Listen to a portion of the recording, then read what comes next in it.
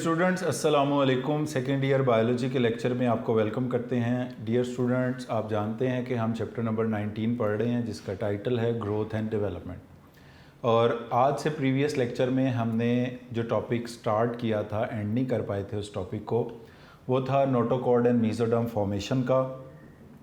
Dear student, इसमें से एक पार्ट हमने पढ़ लिया था कि प्रिमिटिव स्ट्रीक किस तरह बनती है। प्रिमिटिव स्ट्रीक से रिलेटेड दो तीन टर्म्स थी, प्रिमिटिव रिजेस, प्रिमिटिव ग्रूव, ये हम पढ़ चुके थे।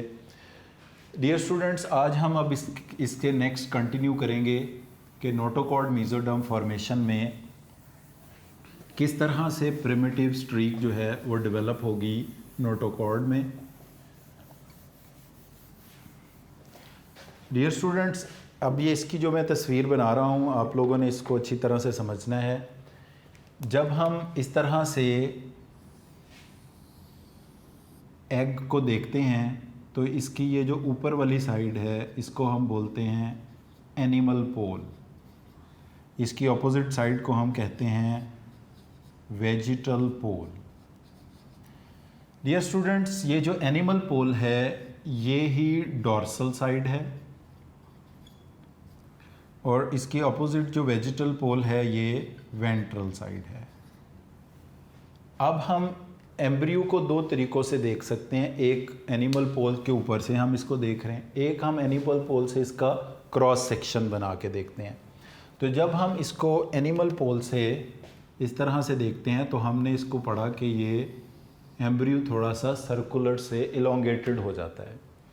इसका ये एंड कहलाता है कॉर्डल। कॉर्डल हम पढ़ चुके हैं, टेल को बोलते हैं।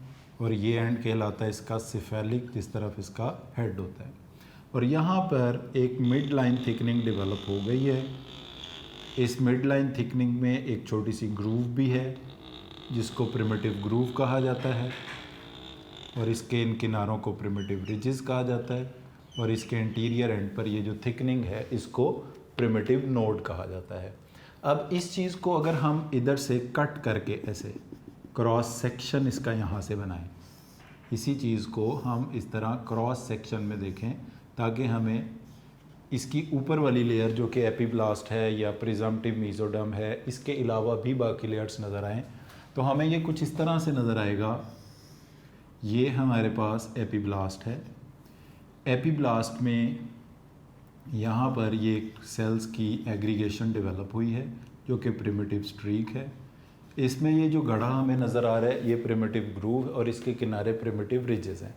अब इस तस्वीर में हमें प्रिमिटिव नोड नज़र नहीं आएगी क्योंकि ये प्रिमिटिव नोड जो है ये हमें इलोंगेटेड पार्ट में तो नज़र आती है, क्रॉस सेक्शन में हमने क्रॉस सेक्शन लिया ही है। तो हम इधर सारे क्रॉस सेक्शन स्टडी करेंगे इधर से। तो हमने अगर एक अभी बनाया मिडल का, इसके नीचे डियर स्टूडेंट मौजूद थी हाइपोब्लास्ट। हाइपोब्लास्ट इस तरह से अपनी शेप को चेंज करते करते स्लाइटली राउंडेड शेप की हो गई है और ये प्रिमिटिव स्ट्रीक यहाँ से सेपरेट हो गई।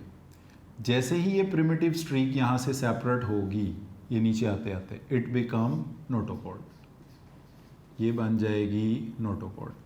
18 आवर्स एम्ब्रियो में, 18 घंटे के एम्ब्रियो में जो पहला प्रोमिनेंट स्ट्रक्चर हमें नज़र आता है वो है नोटोकॉर्ड। तो ये पूछा जाता है डियर स्टूडेंट्स कि नोटोकॉर्ड कितने घंटे के एम्ब्रियो में अपीयर होती है। तो 18 आवर्स के एम्ब्रियो में जो पहला प्रोमिनेंट स्ट्रक्चर हमें अपीयर होता नज़र आता है वो कहलाता है नोटोकॉर्ड। अब आप पूछेंगे ये नोटोकॉर्ड कैसे बनी है।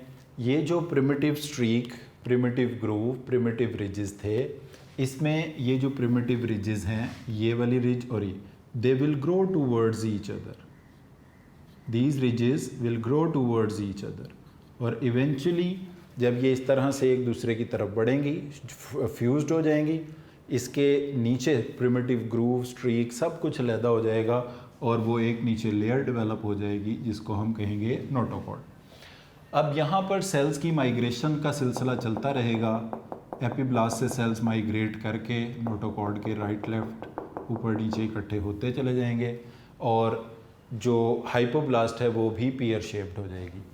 अब इस हाइपोब्लास्ट को यहाँ पर ये यॉक मौजूद है और आपको बताया था कि यॉक की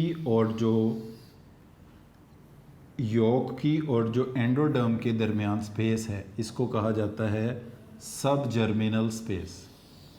तो ये यॉक की मेम्ब्रेन है, vitelline membrane, this is the yolk. अब ये यॉक आहिस्ता आहिस्ता श्रिंक होती जाती है जैसे जैसे ये फूड को यूज़ करते जाते हैं। अब हम इसमें देखते हैं सॉरी कि हाइपोब्लास्ट जो है it will grow over the York.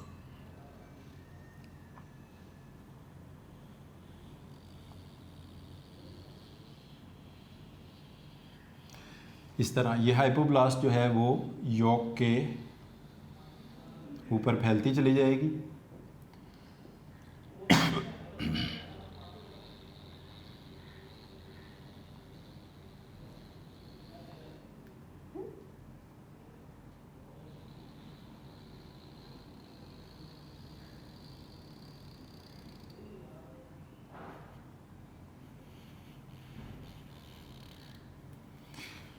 अच्छा, इस तरह से आपने देखा कि ये जो हाइपोब्लास्ट थी थोड़ी सी राउंडेड सर्कुलर शेप हुई और इसने यॉक को सारी को सराउंड कर लिया।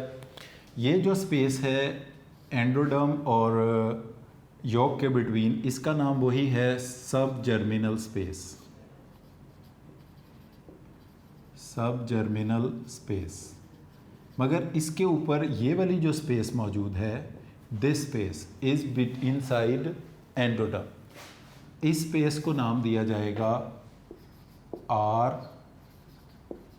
कैंटिरोन का, और ये आर कैंटिरोन आगे चलकर डेवलप होगी खुराक की नाली में, खुराक की नाली की कैविटी में, जिसको कहा जाता है गैस्ट्रोसील। तो इस तरह से आपने देखा कि जो हाइपोब्लास्ट थी वो मॉडिफाई होकर एंडोडर्म बन गई, और endoderm all away the yolk, इसने एंडोडर्म फैल गई। तो ये इन फ्यूचर आगे चलकर endoderm will develop into digestive cavity. इसको हम नाम भी दे देते हैं कि ये अब हाइपोब्लास्ट नहीं बल्कि एंडोडर्म है। अच्छा, अब इसके साथ साथ क्या होगा कि ये जो माइग्रेटरी सेल्स हैं ये यहाँ पर एग्रीगेट होंगे, और इन माइग्रेटरी सेल्स की एग्रीगेशन से on both sides of the embryo एक aggregation on both sides develop होगी। इस एग्रीगेशन को कहा जाएगा सोमाइट्स। ये एग्रीगेशन कहलाएगी सोमाइट्स, और सोमाइट्स से दो लेयर्स डेवलप होंगी जो कि इसी तरह यॉक को सराउंड कर लेंगी।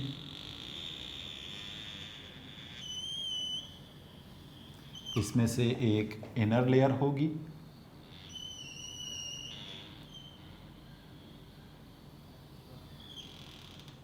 एक आउटर लेयर होगी।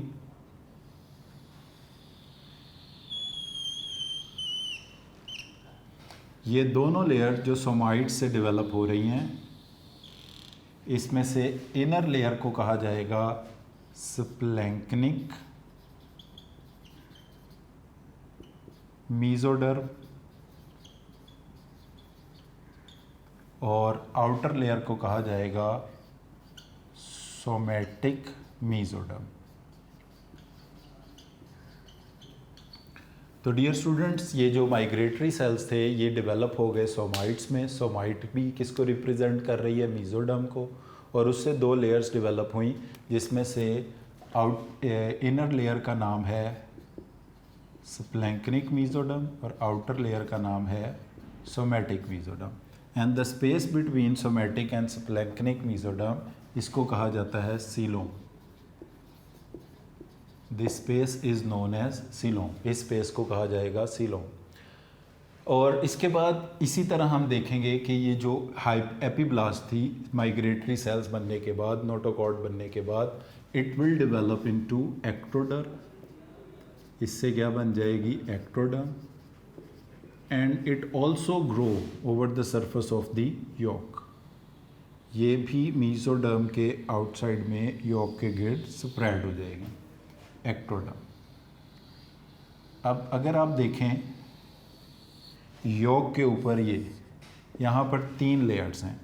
इन तीनों लेयर्स को कलेक्टिवली कहा जाएगा जर्म वॉल। अब इस जर्म वॉल में आप देख सकते हैं कि सबसे इन साइड में एंडोडर्म है, उसके बाद दरमियान में सोमेटिक स्प्लैंक्निक मीजोडर्म और उनके दरमियान स्पेस जिसे सिलोम कहते हैं, और आउटसाइड में इसके एक्टोडर्म है। तो एक्टोडर्म, मीजोडर्म, एंडोडर्म कलेक्टिवली मिलकर बनाते हैं जर्म वॉल। और इस स्टेज में अगर आप इसमें देखें तो अभी इसमें नर्वी सिस्टम नहीं बना, इसमें नोटोकॉर्ड बन चुकी है और मीजोडर्म भी बन चुकी है। तो ये जो हमारा टॉपिक था नोटोकॉर्ड एंड मीजोडर्म फॉर्मेशन का, इसमें हमने देखा कि किस तरह नोटोकॉर्ड और मीजोडर्म बनती है। और इस एम्ब्रियो के बिल्कुल इस सिफेलिक एंड पर there is another thickening of the cells जिसको कहा जाता है हैंसन्स नोड। ये हैंसन्स नोड भी जो है ये हेल्प करती है इन बिल्डिंग ऑफ नोटोकॉर्ड, क्योंकि इसके नीचे ये नोटोकॉर्ड बननी है, तो ये भी नोटोकॉर्ड बनाने में मददगार होती है और इसके साथ साथ ये मीजोडर्म बनाने में हेल्प करती है। तो डियर स्टूडेंट्स, इस तस्वीर को आपने अब अच्छी तरह बना भी लेना है और याद भी रखना है। अब हम बुक से इन चीज़ों को देख लेते हैं ताकि आपको इसको समझने में आसानी हो। First paragraph notochord and mesoderm formation के टॉपिक का हमने पढ़ लिया था। उसमें सिर्फ 4 बातें हमने याद रखनी है: primitive streak, primitive ridges, primitive groove and primitive node. अब हम सेकंड पैराग्राफ में चलते हैं। The continuous migration of cells takes place between epiblast and hypoblast. वो हमने बात की कि ये जो एपीब्लास्ट हाइपोब्लास्ट के बिटवीन ये वाले जो डॉट्स हमने लगाए थे ये तमाम माइग्रेटरी सेल्स हैं, और आपको मैंने बताया कि माइग्रेटरी सेल्स रिप्रेजेंट करते हैं मीजोडर्म को। Result in formation of groove along the whole length of the primitive streak. तो इसी तरह ये जो दरमियान में गैप है प्रिमिटिव स्ट्रीक के, ये इसको प्रिमिटिव ग्रूव कहते हैं, और इसके जो किनारे हैं उन्हें प्रिमिटिव रिजेस कहते हैं। This is named primitive groove marked on either side by the thick margins which are the primitive ridges at the cephalic end of the primitive streak. अच्छा, अब ये जो सिफेलिक एंड है, प्रिमिटिव स्ट्रीक का नहीं, पूरे एम्ब्रियो का जो सिफेलिक एंड है यहाँ पर मौजूद है हैंसन्स नोड। यही आप इसकी डेफिनेशन करेंगे। Eight the cephalic end of the primitive streak closely packed cells of the local thickening known as Hansen's node. Hansen's node, however, mark the site for somewhat special type of invagination. यहाँ से कुछ invagination होगी जो मैंने आपको बताया 2 चीज़ें बनाने में मददगार होगी। Hansen's node 2 चीज़ें बनाने में मदद करता है, एक मीजोडर्म और दूसरी notochord. It will contribute in formation of notochord, यानी यहाँ से जो सेल्स मूव करके जाएंगे हैंसन्स नोड से, वो नोटोकॉर्ड और मीजोडर्म बनाने में मददगार होंगे। इसके बाद डियर स्टूडेंट्स, ये आपने इसी तरह हैंसन्स नोड की डेफिनेशन याद रख लेनी है। अगर शॉर्ट क्वेश्चन आता है eight the cephalic end of the embryo कह दें वो ज़्यादा बेटर है, प्रिमिटिव स्ट्रीक कह दें तो भी चल जाएगा। मगर ये देखें प्रिमिटिव स्ट्रीक के इंटीरियर एंड पर प्रिमिटिव नोड है, तो ये पूरे एम्ब्रियो का सिफेलिक एंड है। तो eight the cephalic end of primitive streak जैसे बुक में लिखा है, मगर आप एम्ब्रियो कह दें वो ज़्यादा बेटर है। There is a local thickening of cells which is known as Hensen's node. It is a site of someone invagination. यहाँ से जब सेल्स अंदर की तरफ बेंड होंगे, इन्वेजिनेट होंगे, they will give rise to these 2 things, that is mesoderm and notochord. Participate करेंगे इसको बिल्डअप करने में, मीजोडर्म और नोटोकॉर्ड को। उसके बाद देखें जी, shortly after primitive streak have been formed, endoderm wall was well establish. ये एंडोडर्म बन चुकी है, जिस तरह आपको बना के दिखाया कि पूरी योग को इसने सराउंड कर लिया। Endoderm wall cells begin to push in from the region of Hensen's node to form a rod like structure notochord in the middle beneath the ectoderm. ये दरमियान में जो रॉड लाइक स्ट्रक्चर बना है, इसके अबाव एक्टोडर्म है, इसके नीचे एंडोडर्म है और उनके दरमियान ये नोटोकॉर्ड है। तो नोटोकॉर्ड किससे बनती है? मीजोडर्म से। इन the mid line beneath the ectoderm मौजूद है नोटोकॉर्ड। इन चिक embryo about 18 hours notochord is the one of the few prominent structure which appear. ये एमसीक्यू भी आता है कि कितने घंटे के एम्ब्रियो में नोटोकॉर्ड अपीयर हो जाती है? 18 घंटे के एम्ब्रियो में नोटोकॉर्ड अपीयर हो जाती है। उसके बाद इन सेक्शंस ऑफ एम्ब्रियो इंक्यूबेटेड 18 से 20 घंटे के एम्ब्रियो में is seen that ectoderm is separated from is spread and become organized into a coherent wall of merging peripherally with the yolk and marginal area expanding the germ layer under the known as germ wall। वो ये कहा कि germ wall कितने time में appear होती है? 18 से 20 घंटे के एम्ब्रियो। अब ये बुक में डिफ़िकल्ट सी वर्डिंग लिखी है, सिंपल मैंने आपको बता दिया कि एंडोडर्म जो योग के अलाउंग मूव कर गई है, एडहेरेंट है, योग के साथ चिपकी हुई है, एक्टोडर्म भी मूव कर गई है, उसके बिटवीन मीजोडर्म भी है। ये मिलकर कलेक्टिवली 18 से 20 घंटे के एम्ब्रियो में इस्टेब्लिश हो जाती है जर्म वॉल। और जर्म वॉल होती क्या है? एंडोडर्म, मीजोडर्म, एक्टोडर्म कलेक्टिवली बनाते हैं germ wall which is expanded all along the योग। अच्छा, इट इज़ सीन ये जर्म वॉल बन गई। उसके बाद नेक्स्ट चीज़ जो इसमें लिखी गई है वो है गैस्ट्रोसील। वो आपको बताया कि एंडोडर्म के अंदर कैविटी को आर्केंटिरोन कहते हैं जो बाद में गैस्ट्रोसील में चेंज होती है। और ये पूरी एंडोडर्म प्रिमिटिव गट है, यानी खुराक की नली, एलिमेंट्री कैनाल है। अब ये हैंसन्स नोड का फंक्शन यहाँ डिस्कस किया गया है कि डॉर्सल मीजोडर्म, ये जो एम्ब्रियो की डॉर्सल साइड है, सोमाइट रिप्रेजेंट करते हैं डॉर्सल मीजोडर्म को, और ये स्प्लैंक्निक और सोमैटिक ये रिप्रेजेंट करते हैं लेटरल मीजोडर्म को। तो डॉर्सल साइड पर जो मीजोडर्म है वो सोमाइट्स की फॉर्म में है। तो सोमाइट्स बनाने के लिए या मीजोडर्म बनाने के लिए सेल्स कहाँ से आते हैं? आपको बताया हैंसन्स नोड से।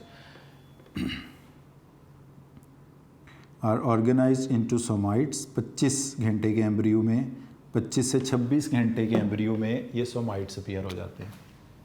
25 से 26 घंटे के एम्ब्रियो में सोमाइट्स अपीयर हो जाते हैं। तो अब ये टाइमिंग याद रखनी है, 18 घंटे में नोटोकॉड, 25 से 26 घंटे के एम्ब्रियो में सोमाइट, और सोमाइट रिप्रेजेंट करते हैं डॉर्सल मीजोडर्म। डॉर्सल मीजोडर्म या सोमाइट एक ही बात है। और जर्म वॉल अपीयर होती है 18 से 20 घंटे के एम्ब्रियो में जर्म वॉल अपीयर होती है। और फिर स्प्लैंक्निक मीजोडर्म वो आपको बता दिया कि लेटरल जो plates, the lateral plate mesoderm is splitted into 2 layer. ये लेटरल मीजोडर्म की 2 लेयर हैं। इनर को स्प्लैंक्निक मीजोडर्म कहते हैं, आउटर को सोमैटिक मीजोडर्म, इनके बिटवीन स्पेस को कहते हैं सीलोम। और 25 से 26 घंटे के एम्ब्रियो में सोमाइट्स जो हैं वो अपीयर हो जाते हैं। तो डियर स्टूडेंट, ये सारी चीज़ें थी नोटोकॉर्ड मीजोडर्म फॉर्मेशन के हवाले से। अब हमने इसमें जो नेक्स्ट टॉपिक डिस्कस करना है वो है न्यूरलेशन। तो इस तस्वीर को इसी तरह आप लोगों ने ड्रॉ करना है और इसको बनाना है। इसको आप बना लेंगे तो ये टॉपिक आपको समझने में आसानी मिलेगी, क्योंकि आपने देखा है कि जो चीज़ें टेक्स्ट में लिखी हैं वो बुक में बनी हुई तस्वीरों के साथ मैच नहीं करती, कुछ कुछ मैच करती हैं। बुक की तस्वीरें भी हम एक बार देख लेते हैं। ये जो 18 घंटे की तस्वीर इन्होंने बनाई है, इसमें प्रिमिटिव स्ट्रीक दिखाई है, वो ठीक है। माइग्रेटरी सेल्स भी ठीक हैं, ब्लास्टोसील भी है, एपीब्लास्ट है, हाइपोब्लास्ट है, और सब जर्मिनल स्पेस है, ये सारी चीज़ें ठीक है। उसके बाद इसमें प्रिमिटिव ग्रूव अपीयर हुई, और प्रिमिटिव ग्रूव के नीचे ये सेपरेट होके इसने नोटोकॉर्ड बनना था, ये नोटोकॉर्ड बन गई। और इसमें दिखाया गया है इसके अलावा हार्ट के चैम्बर्स, हार्ट की रूडिमेंट्स, वो एओर्टा होता है वो आगे चल के अपीयर होगा। ये इधर इन जगहों पर एओर्टा अपीयर होगा जो कि हार्ट से रिलेटेड होता है। वो इसके बारे में कोई टेक्स्ट में कोई चीज़ें लिखी नहीं हुई, इसलिए हमने इनको तस्वीर में डिस्कस नहीं किया। तो dear student, notochord mesoderm formation के हवाले से यही चीज़ें थी जो इम्पॉर्टेंट थी और जो एग्ज़ाम में आनी हैं, और ये तस्वीर जो है ना वो उससे रिलेटेड है। इसके बाद नेक्स्ट टॉपिक एक छोटा सा वो ऑर्गेनोजेनेसिस की एग्जांपल के हवाले से डिस्कस किया हुआ है।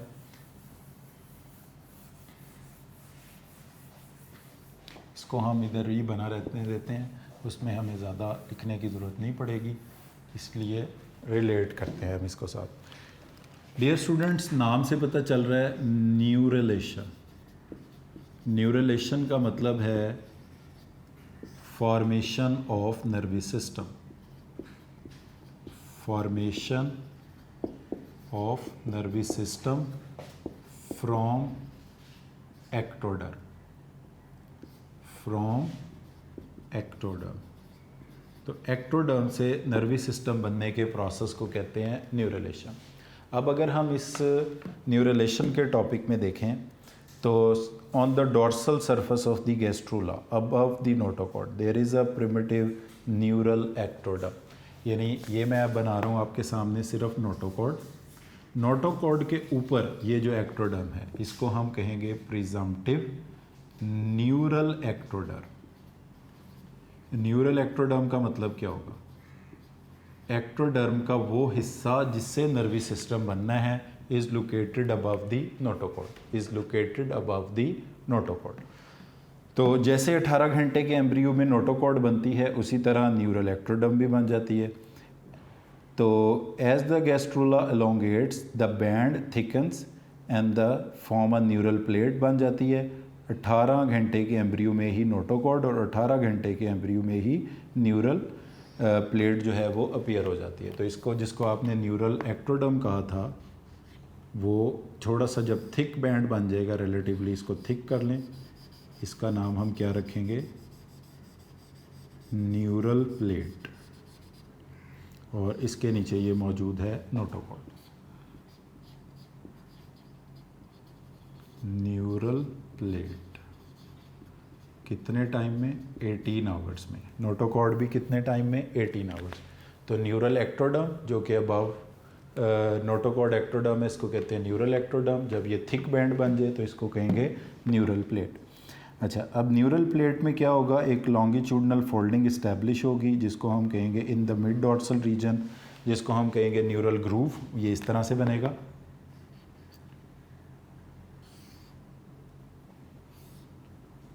This is neural groove. इस गड्ढे को कहा जाएगा न्यूरल ग्रूव, और इसके जो मार्जिन्स हैं इन्हें कहा जाएगा न्यूरल फोल्ड्स, और ये जो ट्यूब डेवलप होगी और इसके नीचे क्या मौजूद है, नोटोकॉर्ड मौजूद है. तो इसी तरह से ये जो गड्ढा बना है इसका नाम है न्यूरल ग्रूव. इस डिप्रेशन का ये फोल्ड्स न्यूरल फोल्ड्स हैं और इसके नीचे नोटोकॉर्ड है. अब ये इस तस्वीर के अंदर हम इन चीज़ों को बना लेते हैं. यहाँ पर नोटोकॉर्ड नीचे चली जाएगी, ये नोटोकॉर्ड, और यहाँ पर एक ट्यूब डेवलप होगी, इसको हम कहेंगे न्यूरल ट्यूब, और ये नोटोकॉर्ड. तो अब इसकी सीक्वेंस ये होगी जो हम बुक से देख लेते हैं. इसको मैं रेस भी कर देता हूँ यहाँ से, कि formation of nervous system from ectoderm को हम कहते हैं. इसमें सबसे पहले नोटोकॉर्ड, नोटोकॉर्ड के अबव न्यूरल एक्टोडर्म, फिर ये थोड़ी सी थिक हो गई, इसको कहा न्यूरल प्लेट, उसी तरह नोटोकॉर्ड है. फिर इसमें ये ग्रूव आ गई, फोल्ड्स आ गए, ये नोटोकॉर्ड है. फिर एवेंचुअली क्या हुआ, these folds will grow towards each other, और न्यूरल ग्रूव सेपरेट हो गई, और इसके नतीजे में न्यूरल ट्यूब और नोटोकॉर्ड इस्टेब्लिश हो गई. तो ये न्यूरल ट्यूब है 24 घंटे के एम्ब्रियो में, और ये हमारे पास नोटोकॉर्ड है जिसको उधर हमने तस्वीर में भी आपके सामने बना के दिखाया.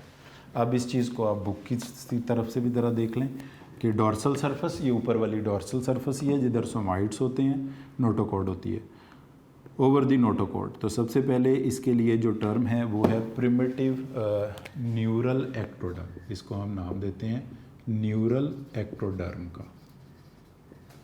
इसके बाद हम इसको नाम देंगे न्यूरल प्लेट का, जो कि 18 घंटे के एम्ब्रियो में अपीयर हुई, उसी का नाम न्यूरल प्लेट है. 18 hours neural plate was seen as flat thick area of the ectoderm. 21 to 22 hours के अंदर लॉन्गिट्यूडनल फोल्डिंग अक्कर हुई, इस्टेब्लिशिंग अ न्यूरल ग्रूव. तो 21 से 22 घंटे के एम्ब्रियो में इसमें ये क्या बन गई, न्यूरल ग्रूव, 21 से 22 घंटे में, और उसके साथ ही ये न्यूरल फोल्ड्स बन गए. और 24 घंटे में जब ये न्यूरल फोल्ड्स एक दूसरे की तरफ बढ़े तो ये न्यूरल प्लेट के अंदर, न्यूरल ट्यूब के अंदर इस्टेब्लिश हो गई. तो न्यूरल ट्यूब कितने घंटे के एम्ब्रियो में, 24 घंटे.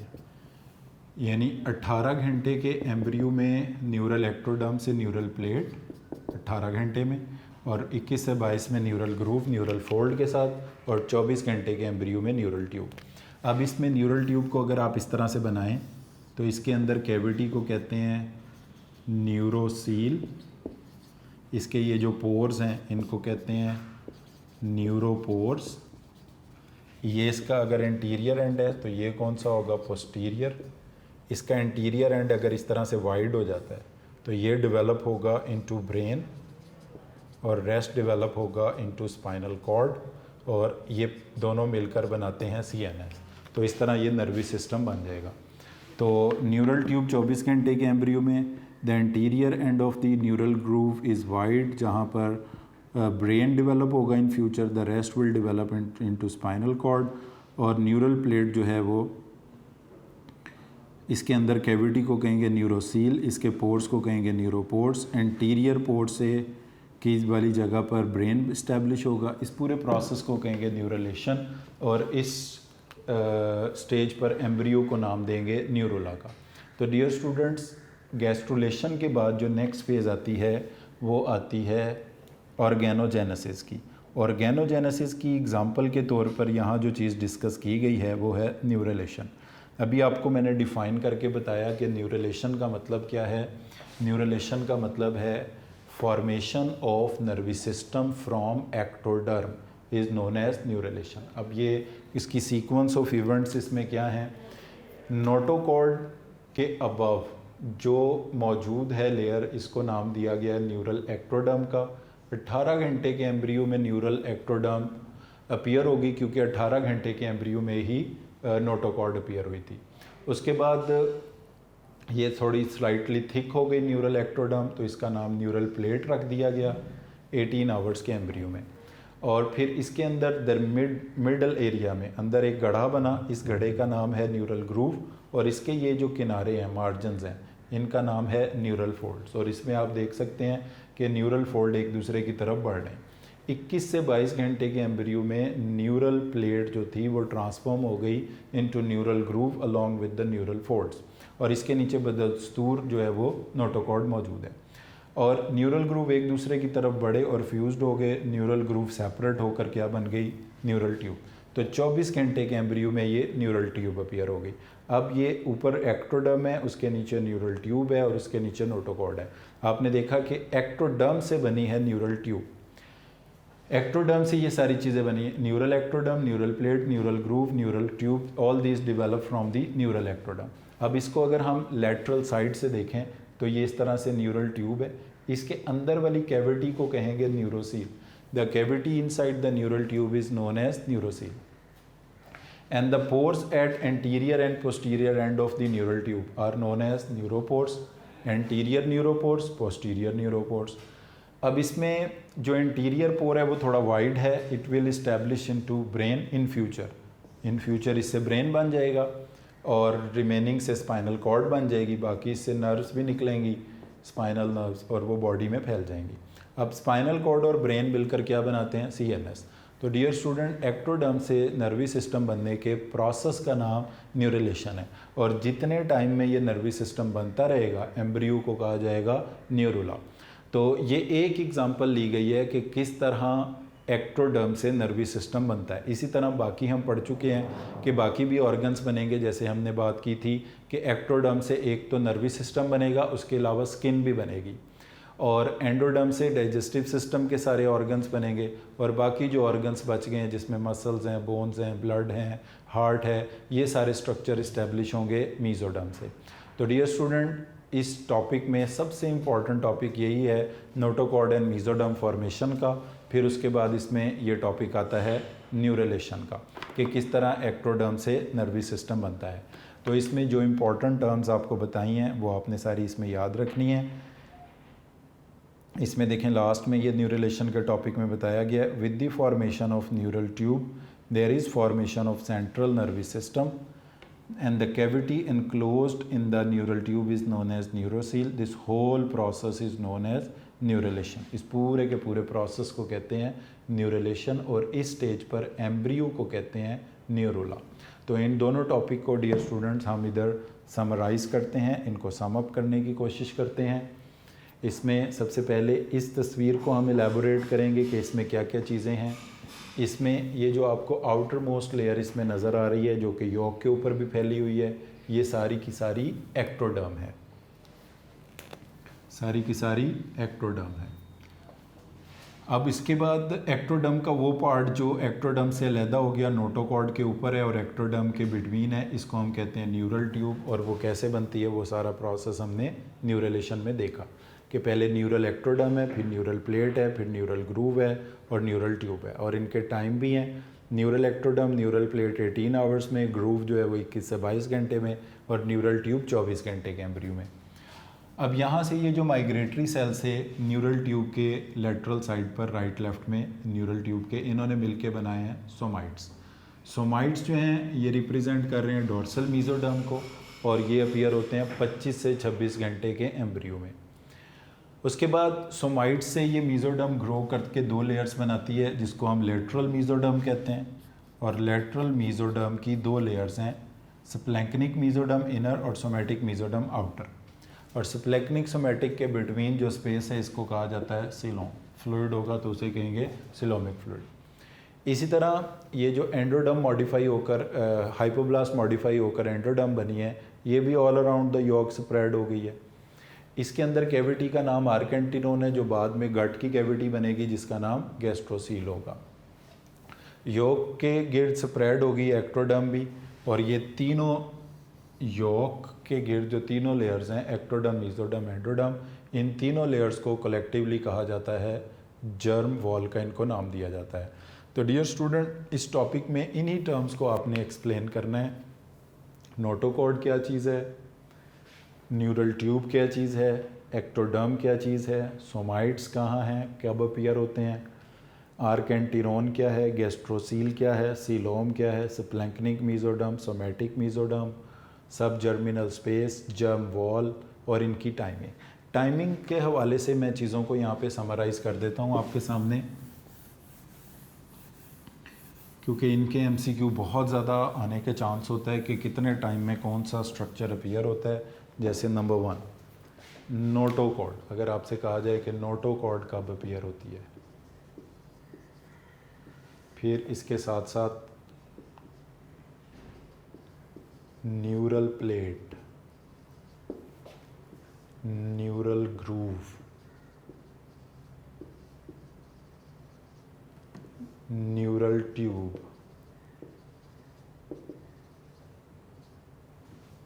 Germ wall, somites. तो इनकी अगर हम टाइमिंग देखें तो नोटोकॉर्ड अपीयर होती है 18 घंटे के एम्ब्रियो में, न्यूरल प्लेट भी अपीयर होती है 18 घंटे के एम्ब्रियो में, न्यूरल ग्रूव अपीयर होती है 21 से 22 घंटे के एम्ब्रियो में, न्यूरल ट्यूब अपीयर होती है 24 घंटे के एम्ब्रियो में, जर्म वॉल अपीयर होती है 18 से 20 घंटे के एम्ब्रियो में, और सोमाइट अपीयर होते हैं 25 से 26 घंटे के एम्ब्रियो में। तो डियर स्टूडेंट्स जो टर्म यहाँ पर डिस्कस की गई हैं, जिनके कोई टाइमिंग के हवाले से क्वेश्चंस पूछे जाते हैं, वो यहाँ पर मैंने आपके सामने समराइज़ कर दी हैं कि 18 घंटे के एम्ब्रियो में नोटोकॉर्ड और न्यूरल प्लेट, 21 से 22 घंटे में न्यूरल ग्रूव और 24 घंटे के एम्ब्रियो में न्यूरल ट्यूब, और 18 से 20 घंटे के एम्ब्रियो में जर्म वॉल और 25 से 26 घंटे के एम्ब्रियो में सोमाइट्स अपीयर होते हैं। तो डियर स्टूडेंट्स आज के टॉपिक में ये मोस्ट इम्पॉर्टेंट क्वेश्चन हमने यहाँ पे डिस्कस किया है, जिसका टाइटल था नोटोकॉर्ड एंड मीजोडर्म फॉर्मेशन, और उसके साथ हमने न्यूरलेशन के टॉपिक को भी यहाँ पर कंप्लीट किया है, डिस्कस किया है। तो डियर स्टूडेंट बहुत ही इंपॉर्टेंट टॉपिक है लॉन्ग क्वेश्चन के हवाले से जो हमने इस चैप्टर का डिस्कस किया है, नोटोकॉर्ड एंड मीजोडर्म फॉर्मेशन भी और न्यूरलेशन भी। और ये डायग्राम इसके साथ हमने बनाई है, ये आपने ज़रूर बनानी है और इसको प्रैक्टिस करना है। बुक की डायग्राम्स भी बनाए, मगर जो टेक्स्ट लिखा है वो इस डायग्राम के अकॉर्डिंग लिखा है, तो इसलिए मैंने ये वाली डायग्राम बनाकर आपको ये टॉपिक समझाया है। तो बेशक आप बोर्ड में जब क्वेश्चन आता है तो आप यही डायग्राम इसके साथ बना देंगे तो आपका ये अच्छा क्वेश्चन अटैम्प्ट हो जाएगा। So thank you very much for today.